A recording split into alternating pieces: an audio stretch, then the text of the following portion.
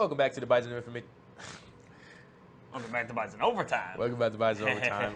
I'm Malik Mentzel. And I'm Mentzel. We'll start the segment off with football. They're coming off their first conference win against USD, 34-17. In the beginning, it was shaky, but they got it right in the second half. Yeah, it was definitely an interesting first half to see the Bison making so many mistakes, especially on the offensive side. You don't see this very often from this NDSU team, and that's how it got them in that big of a hole at halftime, down 7 at half. Yeah, to start the drive, USD came out fast. I mean, the QB run got them to the 50-yard line. This team came out with some fire. They're really ready for the Bison. Cold Green struggled with the scrambling. I wanted to ask you this, Dash. You know, they had trouble with Arizona with scrambling. Do you think other teams are going to try to utilize that down the stretch versus the Cold Green defense? Oh, absolutely. This NDSU defense doesn't have a lot of weaknesses, but one of them is the ability to stop a quarterback that can scramble. And any team that can utilize that advantage against NDSU's defense will do so. That's why NDSU needs to figure out this problem ASAP before a team, you know, that has a great scrambling quarterback does the damage like Arizona did. Yep, NDSU's first score came from Colby Johnson. 7 minutes left in 7 minutes into the second quarter, making it 10-3.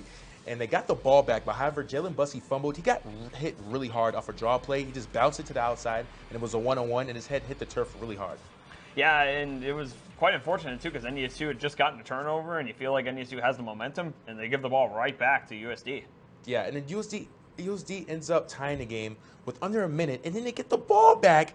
And then they score again off of Dominic Ganella this time. You know, it's kind of hard to see because Dominic Ganella rarely fumbles, and then it's sad to see that he was the one that fumbled in that kind of stretch of time, and they just got some momentum. It's kind of hard. And it definitely had to be hard for NDSU heading into half like that, giving up 14 points in just a matter of about 20 seconds. So you have to wonder what was going through their minds at halftime, but apparently, the coaches definitely got it into the players that they needed to get going because they came out firing on all cylinders in the second half. On their first drive of the second half, Cam Miller performed an amazing spin move. Like, I didn't even know that he could do this. Yeah. You know, the play was designed, I think, to be a fake toss. He didn't even do that. He literally just spun right away. All the way around the line of scrimmage. Right away to get his way into the end zone from 13 yards out to tie the game up at 17. The Bison would force a punt on USD's next drive, and Hunter Lipke, he did what he's been doing all year. He would punch it in from 2 yards out to get the Bison a 24-17 lead. Griffin Carosa with a kick a 25-yard field goal to extend the lead 27-17 halfway through the fourth. And he definitely redeemed himself this week, taking 2 field goals, doing a great job there. Yep. And Hunter Lipke would punch the ball in one last time in the fourth quarter to seal a 34-17 victory in a dominant second half where NDSU scored 24 points and gave up 0. Yeah, and I want to ask you this because, you know, Hunter Lipke has been the type to come in and save the day, you know, and kind of did that he kept us in the game with Arizona. Do you think, you know, I already asked you last week, is he going to get tired? Are they going to need to rest him and not just – he can't be the workhorse every week. So my question is for you, how do you think he's going to perform down the stretch of the season? Again, do you think it's going to be too much for him? I don't know if it'll be too much for him per se, but somebody else is definitely going to have to carry the load more. I mean, Hunter Lipke, some teams are going to be able to zone in on what are Lipke's weaknesses if he has any, but, you know, that's what those teams do. They look for those weaknesses. They can find them, and that's why some of the running backs, they're going to need to step up and they're going to need to run more. We can't just be running it up the gut all the time because that's really Lipke's main strength is running it right up the middle. Sometimes we're going to need to run to the outside, and maybe he doesn't quite have the speed for that. Somebody else will have to do that. So eventually, somebody else is going to have to be able to carry the load. And I think the problem is, you know, last year he had help. He had Christian Watson. Now he doesn't have that. There hasn't been a receiver that claimed, you know, that receiver one basically. So how do you think that's going to – if he has no dynamic, he can't save the day every single game. How do you think it's going to play out? Do you think the Bison, you know, if they do end up getting a conference loss, do you think it's going to be because of that reason? It could be because of that reason, definitely. And the offense, you know, a lack of points from the offense, and especially if the defense has, you know, a day where they can't stop a scrambling quarterback, that could definitely be a recipe for disaster for this NDSU team. Yeah. NDSU definitely needs to, and we, you know, kind of beating a dead horse here, but definitely need to work on utilizing the pass game more. Needs to work on just not having the running game be the main thing that carries this offense. And, you know, it's still hard to say because there's a lot of new passing, you know, sort of weapons for this offense in terms of passing, and it doesn't help that Noah Gindorf is out as well for possibly an extended period of time. But that leads to guys like Joe Stoffel, who's the backup tight end, to get a bigger role in this offense. Now, let me ask you this. As far as the receivers, do you think they took on too much of a load. Like you said, just too many pieces to get the ball out. So maybe they can't find a number one guy, even though they have vets like Zach Mathis, obviously, and Jake Lippy. But do you think there's too much? They're trying to distribute too much and see who can play? Is that why they haven't found that number one guy? Not really. They're just trying to find something that'll work right now, and it's kind of hard. They haven't really had any deep shots downfield that have worked all year long, to be exact. And you know, Braylon Henderson, he's been doing a decent job with the end-around stuff that Christian Watson used to do. But other than that, not really much downfield for most of these receivers. Yeah, to get into the offense, you know, Cam Miller didn't perform like he did in week 1 and week 2. He threw his first interception and kind of didn't complete some balls he probably could have. But how do you think he performed in this game? He performed decently again, and especially considering on the first drive of the game or very early in the game, he threw that interception in the red zone too, another red zone turnover, which I'm sure the coaches are, you know, and the team is not happy about, because that's one thing that kills your offensive momentum is a turnover in the red zone when you're so close to the end zone. But overall, he did a decent job once again in that game, doing what he needed to do, and you know, showing off his fancy footwork on the one touchdown. So he did himself, you know, another decent job. But eventually, there is going to have to be a point, you know, when we talk about where he's going to have to throw for over 200 yards at some point if the running game doesn't work. And when will that be? Who are going to be his main targets? It's questions that we'll have to answer at some point. Yep, and then for the running backs, Hunter Lukey, I mean, the workhorse, he had 20 carries, 150 yards. And then Kobe Johnson, he got some carries too. I think he had about 14.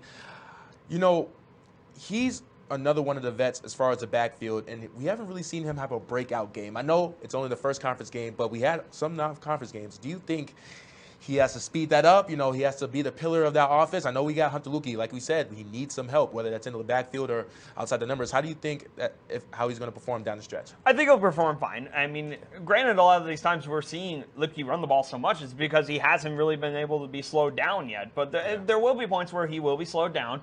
And I feel like guys like Kobe Johnson will be able to fill in the shoes and be able to continue to run the ball. I definitely think that won't be an issue.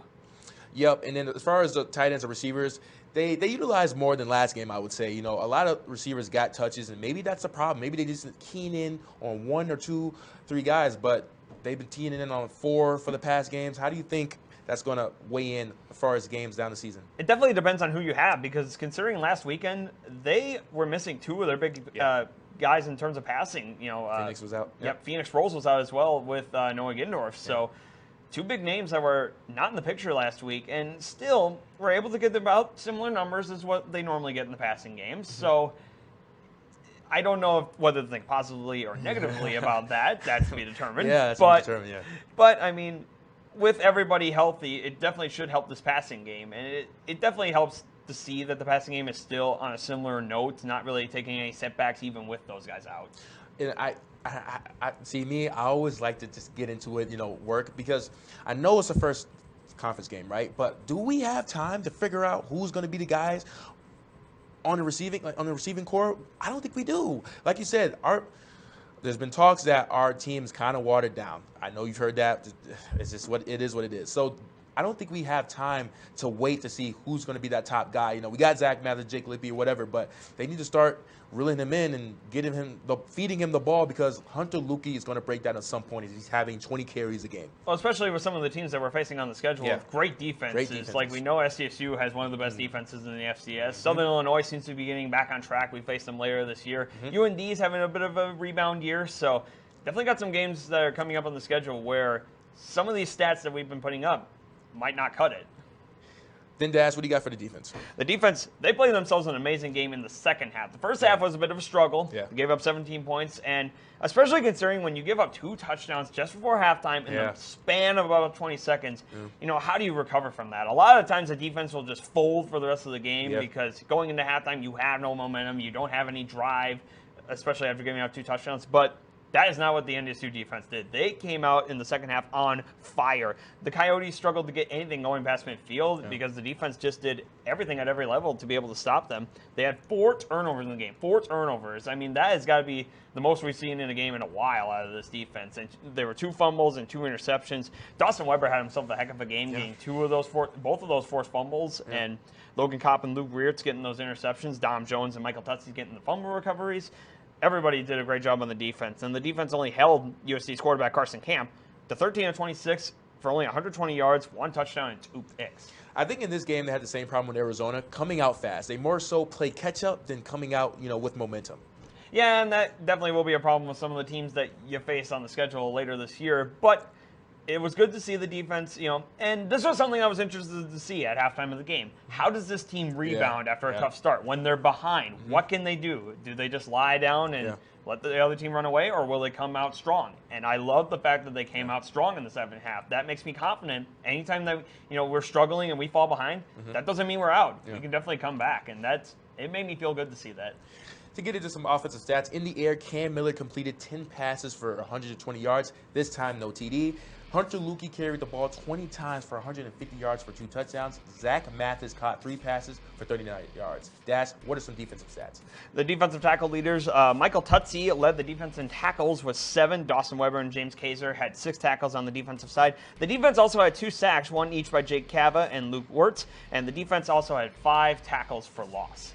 They are now 3-1. They'll face Youngstown State tomorrow from homecoming at 1 p.m. I mean, should we go down memory lane? I mean, we kill this team almost every year. How do you think this is going to be? How do you think this is going to perform? Because it's always any given Sunday with you. So how do you think this game is going to go? All right, my little any given Sunday speech for this week definitely revolves around Youngstown's running game. They have one of the best running games in the FCS, and apparently it's top 10 in the FCS. So that's going to be something interesting to see for our defense. How can they hold up against the running game? Because we've seen certain times so far this year where our defensive run game has gotten kind of gashed at certain times. So it's going to be interesting to see how this defense can hold Youngstown State's offense. Youngstown State, they're having a decent year. They're getting votes for the top 25.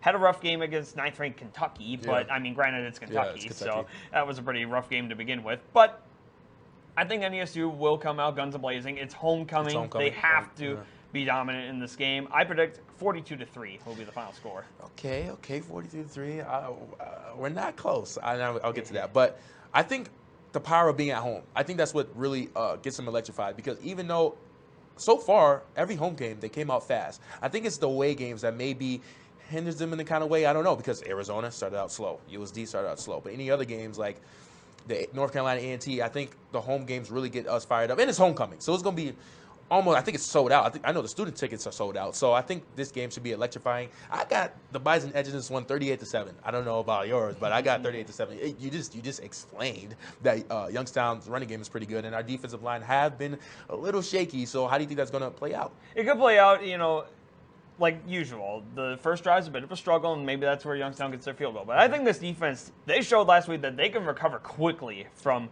looking like they're in trouble and stuff like that, but they can recover fast. And that's what I like about this defense. The fact that they had their hardships, but they can get over them in the blink of an eye. And that's what I liked about it. And what I like about this game, kind of like the caliber of a team of Youngstown, they're not tough. We know that, even though you got your Emmett Sunday speech. But do you think they're going to maybe utilize the passing game more in this game? Kind of like they did USD, but more so focusing on guys that could potentially be the top guy. I mean, they may have to. I guess, once again, it depends how much does the running game work. This is a run-first team. Let's not deny that. Yep. And, the running game doesn't work. Yes, then eventually, when and who do they pass it to? So you're saying, as far as our team, we take what they give us, basically. If the running game's working, we're going to just keep running the game. There's no reason for passing. Absolutely. It's what NDSU did last year, and especially against Youngstown, because all they really had for passing was the one deep bomb to Christian Watson. But other than that, it was the running game that dominated Youngstown State's defense. So I feel like it's going to be a kind of a carbon copy of what happened last year. The defense did struggle a little bit against the pass game, more specifically last year of Youngstown State, but it seems like the Youngstown State's offense is more utilized by the run game this year. So we'll see how they do against that. We'll just have to wait and see. Make sure you guys tune into that game. It's homecoming. Make sure you guys go. For those who didn't get a ticket, well, you're out of luck. When we come back, we'll get into soccer, volleyball, and men's golf, and some NFL news. Stay tuned. I'm your friend. I am your coworker. I'm your neighbor. There's no set person that defines who needs help in North Dakota. I play cards with your grandmother every week. Hunger is becoming more and more widespread and more known because there are people standing up and saying, hey, this can't happen. We can't be having this in our state, in our community.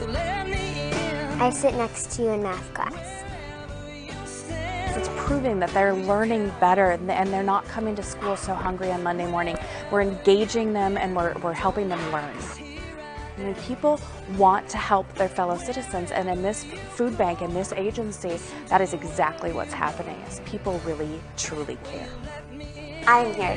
I'm here to change the faces. I'm here to change the faces of hunger.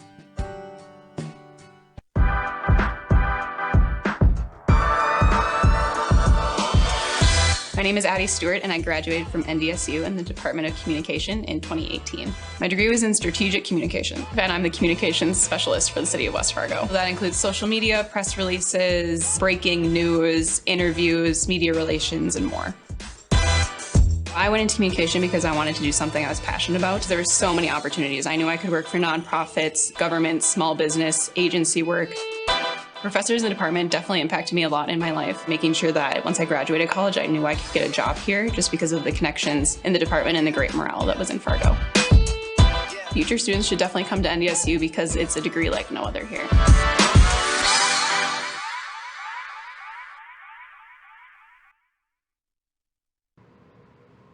Welcome back. We're going to get into some Bison soccer. So they were on the road this weekend, and they suffered 2 losses. You know, even though it's the first week of conference play, should we start worrying now based on last season and even the season before that? Not quite yet. And one thing that is unfortunate, though, is this roller coaster effect again.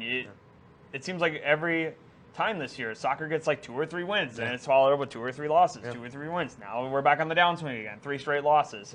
It definitely hurts. But considering how good the teams were that we played in conference play, especially considering Denver, they're predicted to be the preseason number one, and you know they were the champs last year. It's definitely hard to say, and they fought a decent game against Denver. It was off to a rough start, but after that they definitely kept up pace for pace, and it was the same thing in the second game too. It was just having that little extra to get them over the top. They couldn't quite find it. So on Friday they had number 1 ranked Denver and lost 2-0. The Pioneers took the first goal in the 31st minute and scored 2 minutes later.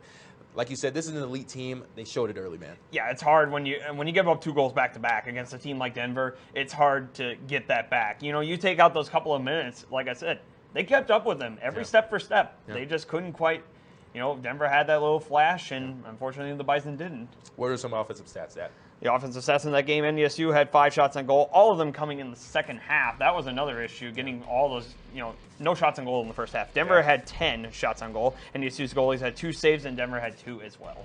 And then on Sunday, they lost to Omaha 2-1. This game was a tough one, man. Omaha took the lead in the 20th minute. The Bison managed to come back late in the 85th minute, and then Omaha gets the game winner with 7 seconds left. This is a tough one. That's the kind of game where you just throw your hands up and say, I mean, what do you say? You know, when you lose that late in the game, it's just a hard one to get over. And they did great throughout the entire game. They kept up step for step. It looked like this game was going to overtime, and unfortunately, right at the end, goal to lose it, unfortunately. Tough blow. Kelsey Callio led the Bison with 2 shots and a goal. That's her second goal of the season. She's now tied for the lead on that team for goals. Dash, what are some other stats? NDSU had 13 shots on goal, and Omaha had 17. NDSU had 2 saves, with Omaha having 1. They are now 4-5-3. The Bison will return at the Dakota Field for homecoming. So this is their first set of home games in the Summer League play. They got St. Thomas today at 6 p.m. On Sunday, they'll have Western Illinois at 1. I think tonight's going to be a tough one. St. Thomas has only lost 2 games, so I think this will be a close one. It'll be a close one, but NDSU on homecoming, like you mentioned for the football team, got to have that extra energy on homecoming, especially considering now Friday night, a lot of people should be out there. So it's going to be very interesting to see, but one thing that NDSU needs to do tonight is get off to a fast start, and that's one thing that's been hurting this team. They've been able to keep up step for step, but they just fall behind a little bit early, and they just can't get that little bit back later in the game. Yeah, moving on to volleyball, they are keeping the ball rolling, man. 4-0 in conference play now. What's some sweeps? I mean, this has been just an unbelievable stretch for the volleyball team, and not even sweeps like where they win close every time. They've been dominating these individual sets, winning by more than 10 points almost every time. Yep, this past Saturday, they swept Western Illinois 3-0. They started out strong, winning in the first set 25-14. Ali Henze had a match high of 16 kills with 13 digs and 2 blocks. Das, what are some other stats? Sarah Tanchin had 14 kills, 3 blocks, and 3 assists. Michelle Glover had 8 kills and 4 blocks. Then on Tuesday, they topped USD 3-2. The Bison ended their 13-match win streak, man. They had a good game in this game. Yeah, and especially against a team who a lot of people consider as top 25 material, the champions of the conference for volleyball, South Dakota. And NDSU did all they could, and it showed with a win against a team like USD. It was just incredible to see that. One of the biggest wins that NDSU has had in volleyball in recent memory. Yep, they split the first 2 sets, and then in the third set, it featured a match high of 13 tie scores with 5 lead changes. But the Bison end up taking it 25-23. And then in the fourth set, USD registered a .500 hitting percentage. It was a close set, but the Coyotes connected on back-to-back kills to take it late, 25-21. So now you head into the fifth set. Winner takes all. In the fifth set, the Bison started fast, doubling up on the Coyotes 8-4, following 2 straight kills from Syra Tanchin. And they would end up pulling out the win, 15-11, to pull off one of the biggest wins in the Benson Walker Fieldhouse. Yep, Syra Tanchin got her 6th double-double with a career high of 26 kills and 11 digs. Dash, give me some other stats. Michelle Glover had 18 kills and 4 blocks, and Allie Hinsey had 11 kills with 12 digs. And then yesterday, they got another sweep against Oral Roberts. This wasn't just a complete blowout. There's nothing that Oral Roberts could do. Their best set was 16 points. So the Bison definitely handled business last night.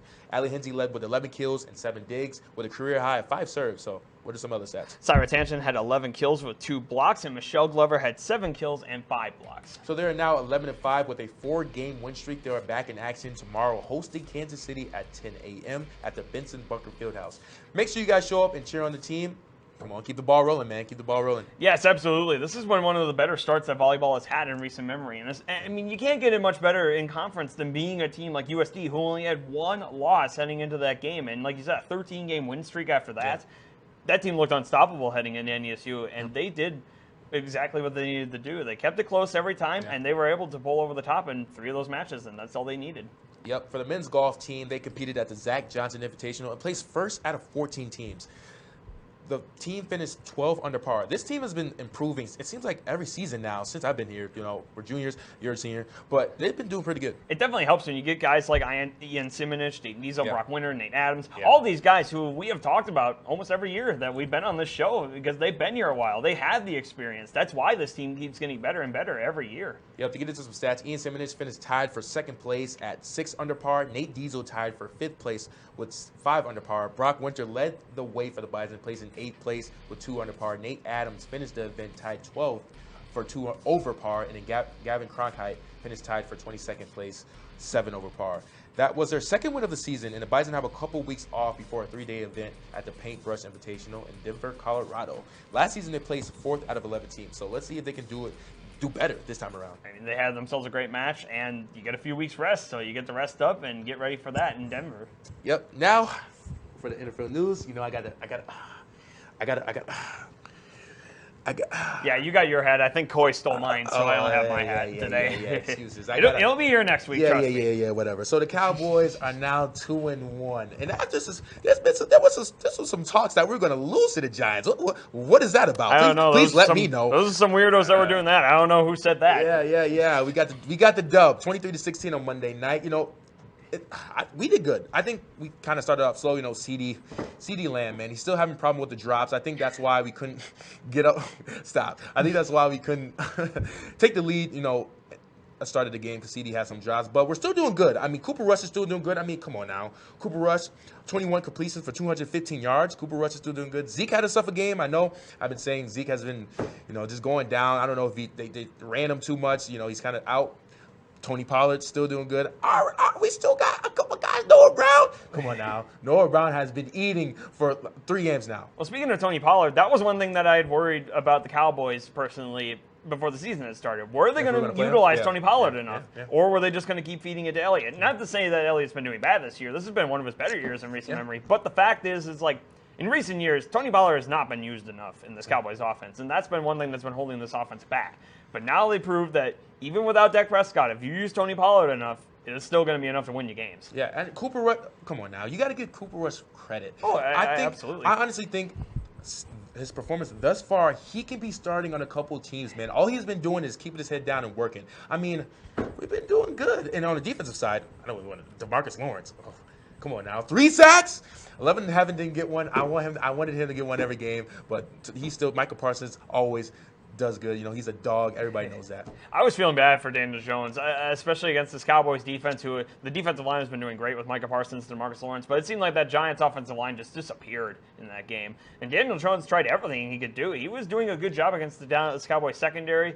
But unfortunately, he and Saquon can only do so much for that offense. And Dallas's defense definitely did what they needed to do, getting multiple sacks, getting the stops. We held them to 81 yards. That's what the defense does, baby. And I think we're getting better with penalties, too. We only got 8.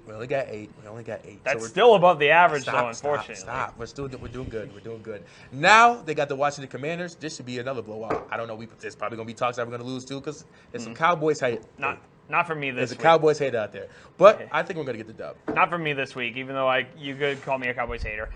No. And not this week that you guys are going to lose. Okay. You guys are going to win. Okay. No doubt about it. Like I said last week, you guys are going to lose. Not this week. I think you guys are definitely going to win. The Commanders coming to Dallas with no offensive momentum. The Commanders have been struggling a lot on offense, especially last week against Philly. They could not get anything going. So I feel like Dallas will do enough to win. Yep. Offense, I don't know if, once again, it won't be exactly like a 30-point game for the offense, but they don't need that because Cooper Rush has been doing what he's needed to do as a backup. Consistent. He doesn't need the stats. Yep. I think he's been doing well even without that mindset. You know what I mean? He's going out playing, but he's still putting up numbers. Have you seen a backup that's putting up these kind of numbers in the circumstance that he's in? I mean, come on now. Yeah, starting in a few games. I mean, there's only a handful that have done what Cooper Rush has done. And to think that the Cowboys almost lost him this offseason. They cut him, but then thankfully we're able to get him back because nobody – but that's kind of a problem with all the other teams. Nobody took him. They had a chance, but he went right back to Dallas, and they're making it work. Let's see if the boys can continue their 3-game win streak. Now for your Packers. Now, speaking of defense, though, the Green Bay Packers pulled out one of the better – and I know you're saying it's because I'll let you finish. No, I'm going to let you finish. Go. Yeah, okay, thank you. And the Packers, one of the better defensive games that I've seen out of this Green Bay team in years. And I know you can roll your eyes, but considering the Packers' defense these last few years, these are the kind of games that we would normally lose. Yes, the offense did start out great. The first 2 drives were perfect, exactly what you would want against the tough Buccaneers defense. But after that fumble, the defense took over, and the Green Bay defense, like I said, normally in this type of situation, when your offense only scores 14 points, this would be the kind of game where the defense would lose, unfortunately. But the defense did what they needed to do. They held the Bucs to 1 touchdown very late in the game, stopped the 2-point conversion. Devontae Campbell did a great job of knocking that ball down. Can I just say one thing? And that saved the Brady didn't have his top receivers. And you could argue that that's not okay. You're saying, like you said, the Packers had a great defensive performance to you in years. Yep. Why is that so? That is so because even with the Buccaneers losing their top receivers, they still had a guy named Leonard Fournette in the backfield, and he was stuffed all game long. Yeah, because he has nothing to throw to. Like the same thing with NDSU. We still had to utilize once a running game. What we had to do, pass the ball. He couldn't. His top receivers were gone. They had no presence. That's why you guys had a good defensive game. We still had a good defensive game, considering we also. Hey, you're forgetting we also lost our top cornerback very early in the game. Jair Alexander was gone and out. Kayshawn Nixon did a great job of coming into his place. He forced a fumble. He had some passes deflected. Kayshawn Nixon did a great job. And this defense, I mean, they did something, even though it's against the backup offensive line. Brady knows, I will give him credit, he knows how to not get sacked because he always takes the quick passes when he needs to, and that's how he avoids sacks. This Green Bay defense still got 3 sacks on Brady, which I love this defensive line. Rashawn Gary, Preston Smith, they've been doing a great job so far this year. 14-12, that's got to ring off some bells that why the defense is good. This is a game. 12. You have to remember, I told you last week that this is a game we normally lose too because the Packers struggle in Florida. There were people vomiting because it was so hot in Florida. You and these excuses. It's every week. No excuses. Throwing up the heat. It's football. It's not. Listen, this is no longer college. This is no longer high school. This is the real deal, baby. But I'm telling you, yes, I'm not making an excuse for it, but this is a game that the Packers normally don't win. We don't win these games in Florida. Shouldn't have won. I believe if he would have had top receivers, you guys would have lost. Nah, I don't think so. I have a lot of faith in this secondary. Adrian Amos, Darnell Sanders doing great at the safeties. You got guys like Eric Stokes, Rasul Douglas. They did great. Kayshawn Nixon came in when he needed to. I have a lot of faith in this. All right, who you guys got next? We have the New England Patriots coming up next to Lambeau, and this is going to be a big thing because they don't have Mac Jones. And without Mac Jones, they have to start Brian Hoyer, and, well, it should be a victory. It should be a victory. Okay, you guys got bailed out once again. And shout out to my man Mike. He got me the cowboy hat. That's my man. Thank you for tuning in to another episode of Bison Overtime. I'm Malik Mitchell. And I'm Dash Mentzel. And we will catch you guys next week. Stay tuned.